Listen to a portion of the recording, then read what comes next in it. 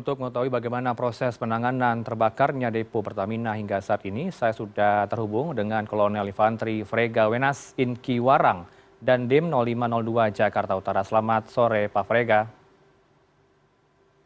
Selamat sore, Mas. Ya, salam sehat, Pak Frega. Terima kasih atas waktu Anda bersama kami di Newsroom. Pak Frega, bisa diceritakan bagaimana penanganan kebakaran depo Pertamina Pelumpang ini hingga sore ini? Baik, memang sejak kemarin pasca ledakan dan juga terbakarnya perumahan penduduk di seputaran Depo Pelumpang, kami dengan seluruh stakeholder yang ada di wilayah Jakarta Utara, dengan Kapolres, kemudian juga dari kantor wali kota, kemudian juga dari BPBD dan Damkar dan sejumlah stakeholder lain, kita bahu-membahu untuk membantu mengevakuasi dan memadamkan api. Dan bahkan salah satu koramil kami, Koramil 01 Koja, ini menjadi posko terpadu tanggap darurat bencana kebakaran Pelumpang. Jadi dari kemarin malam, kantor koramil ini digunakan sebagai tempat transit untuk jenazah yang memang ditemukan sebelum dibawa oleh pihak kepolisian menuju rumah sakit Polri untuk identifikasi.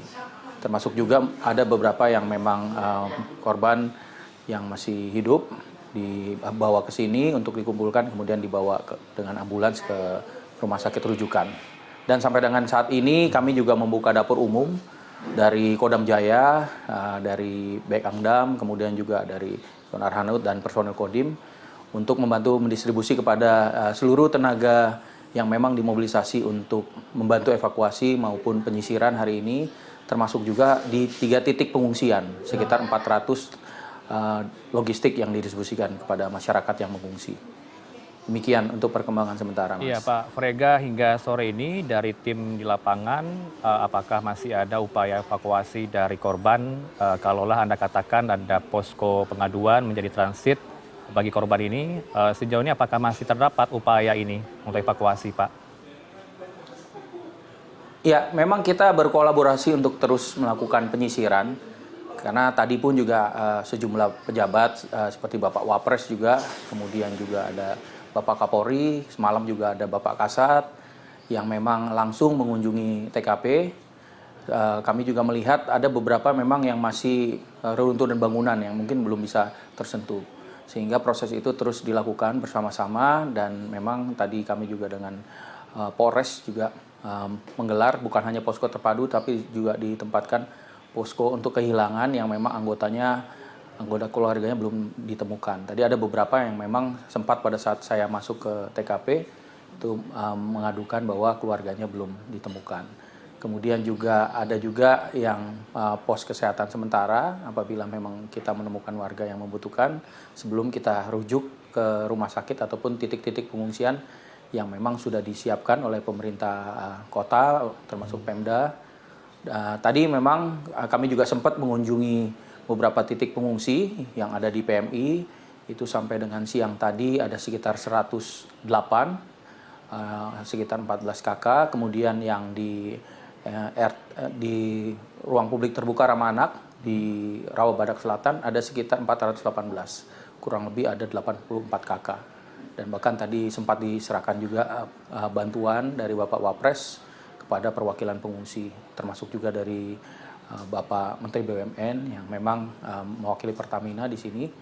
Jadi semuanya kita bersinergi untuk mencoba membantu mengatasi situasi pasca bencana kemarin.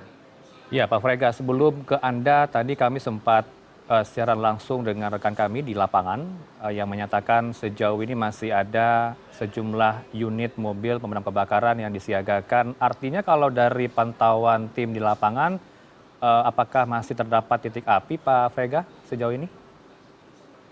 Ya, memang tadi pagi itu seluruh kendaraan pemadam kebakaran, unit pemadam kebakaran sudah ditarik.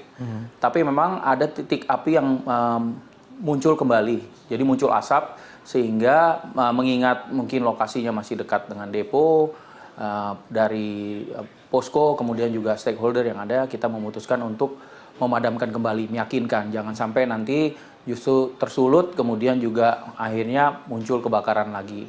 Karena terus terang sampai dengan saat tadi beberapa kali kunjungan itu euforia masyarakat maupun masyarakat yang ingin mencari anggota keluarganya yang hilang itu sangat tinggi, sehingga kami pun bekerja sama Babin Kaptipmas, Babinsa, itu kita saling bersinergi untuk menghimbau. Karena memang dengan lokasinya yang terbakar itu juga berdampak pada kondisi bangunan. Beberapa kondisi menjadi lebih rapuh, sehingga tadi ada juga masyarakat yang sedang duduk-duduk, tiba-tiba bangunan rapuh itu jatuh.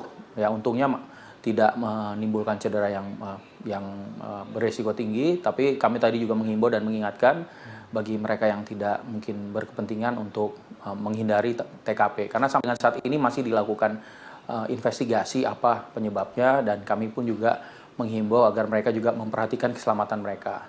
Termasuk juga personil-personil yang digelar tadi di lapangan, kami juga berupaya mengingatkan selain keselamatan mereka juga untuk mengingatkan masyarakat agar masyarakat juga jangan abai, walaupun mungkin mereka ada anggota keluarga yang hilang, belum ada informasi, tapi mereka juga harus memperhatikan keselamatan diri mereka sendiri. Baik, dihimbau ya bagi mereka yang kehilangan anggota keluarga dan masih ingin tahu keberadaan rumahnya seperti apa saat ini tidak mendekat ke lokasi kejadian. Tapi yang juga menjadi sorotan publik, Pak Frega, banyak warga luar yang datang ke sana untuk mengabadikan tempat kejadian perkara ini atau tempat kebakaran dengan ponsel, video, foto, dan kemudian membuat konten media sosial. Sejauh mana koordinasi Anda dengan Babin Kaptipnas, Babinsa, kemudian tim di lapangan agar keamanan warga ini juga diperhatikan, Pak Frega? Ya, jadi memang kami bersinergi, kami di posko tanggap darurat terpadu ini dari Pemkot, dari Pemda, Polres, kemudian dari Kodim, itu kita juga berkomitmen, termasuk juga dari Dinkes, Dinsos, semua yang terlibat dalam penanganan di lokasi ini.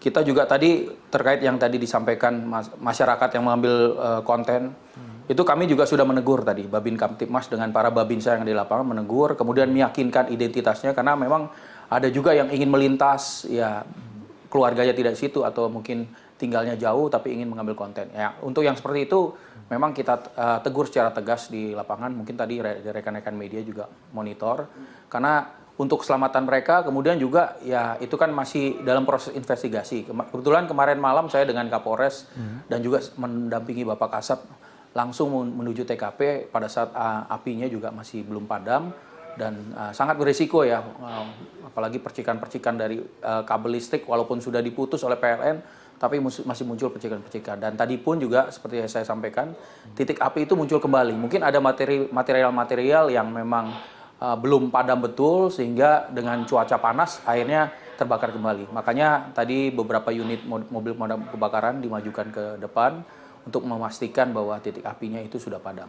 Demikian, Mas. Pak Frega, pasca kunjungan Wapres Maruf Amin hari ini Sabtu siang di sana, apa koordinasi yang disampaikan ke pihak Anda yang menjadi fokus sementara waktu? Ya, ya baik. Jadi tadi beliau sempat meninjau langsung juga ke TKP, kemudian menyampaikan perhatian pemerintah kepada kondisi terhadap warga yang terdampak. Kemudian juga mungkin beliau menyampaikan untuk mencarikan solusi, termasuk tadi memberikan bantuan kepada perwakilan warga di ruang publik terbuka ramah anak yang ada di Rawabadak Selatan.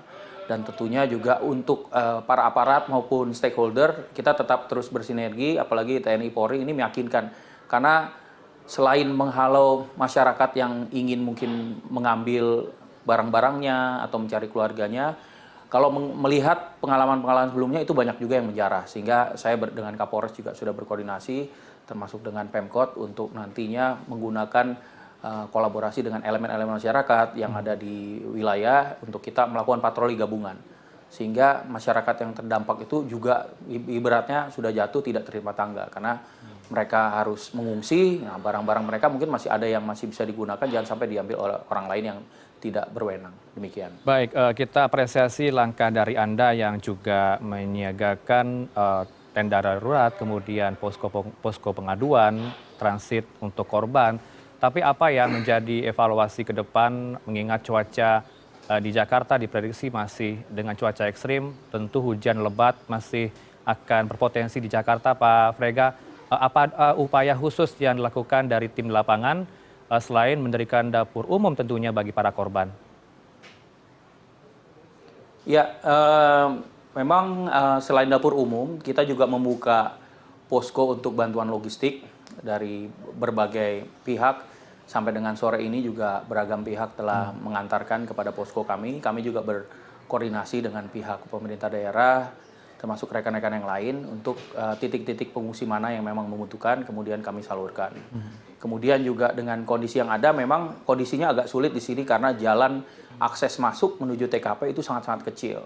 Sehingga tadi pun pada saat kunjungan Wapres, kami bersinergi dengan pihak-pihak dari kepolisian, dari Kodim, kemudian dari Kodam Jaya, ada dari Yonif 202, kemudian Densipur 11, Yonar Randut 6, kita melakukan pengamanan untuk meyakinkan agar warga tidak mendekat. Karena euforia warga ini kadang ketika pejabat berkunjung justru akhirnya mengabaikan keselamatan mereka sendiri.